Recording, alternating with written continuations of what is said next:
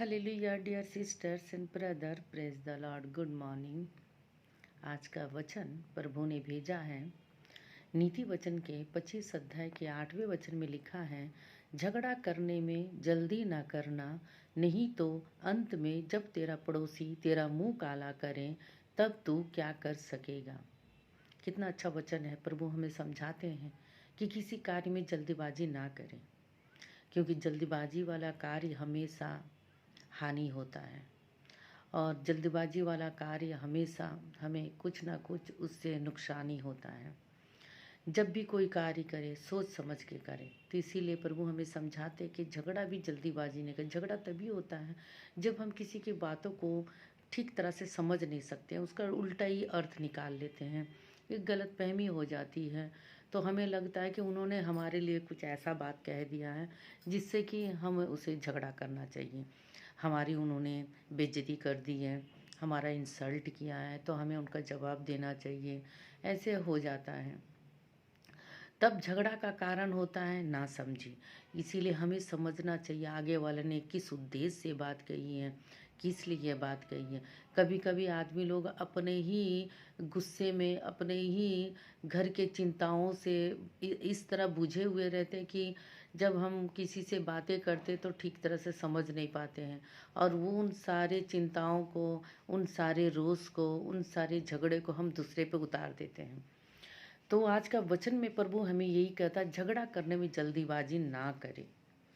सिर्फ झगड़े का ही नहीं, किसी चीज़ का ओपिनियन भी दो या किसी चीज़ की राय भी दो या किसी को सलाह भी दो तो जल्दीबाजी में ना करें। हमें समझे कि सिचुएशन क्या है।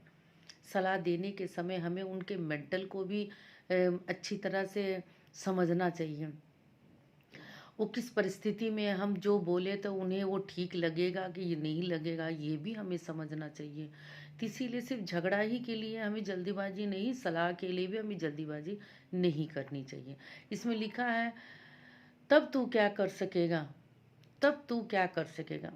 इस वचन का ये मतलब ये निकलता है, अगर आप हम जल्दीबाजी कर ले और बाद में पता चले आप ही का गलती है, आप ही ने बेकार में झगड़ा किया, तो तब क्या कर सकें। तब सॉरी बोलना पड़ेगा या अपना मुंह काला। मुंह काला का मतलब किसी रंग से काला करना नहीं, अपने आप को शर्मिंदा होना, उसे मुंह काला करना कहते हैं।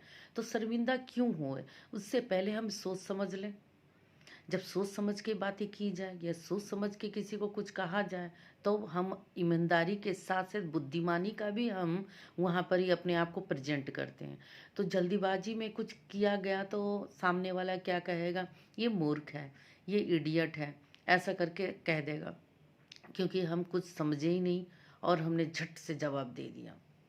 इसीलिए मुंह से निकला हुआ बात वापस तो नहीं जा सकता ना, तो हमें शर्मिंदा ना होना पड़े, इसके लिए प्रभु कहते हैं किसी बात में जल्दीबाजी ना करें। तो इस वचन के अनुसार आप प्रभु को कहिए, प्रभु हमें समझाएं हमारे जीवन लाइफ में किसी चीज़ के लिए भी हम जल्दीबाजी ना करें, और हमें समझ और बुद्धि दे कि हम हर एक कार्य को, हर एक बात में समझ के साथ, बुद्धि के साथ आगे बढ़े। आज का वचन बहुत ही प्यारा है, समझने से बहुत ही इससे गुण मिलता है, हमें सहायता मिलती है और आगे बढ़ते हैं। Thank you. जय मसीह की। Have a wonderful day.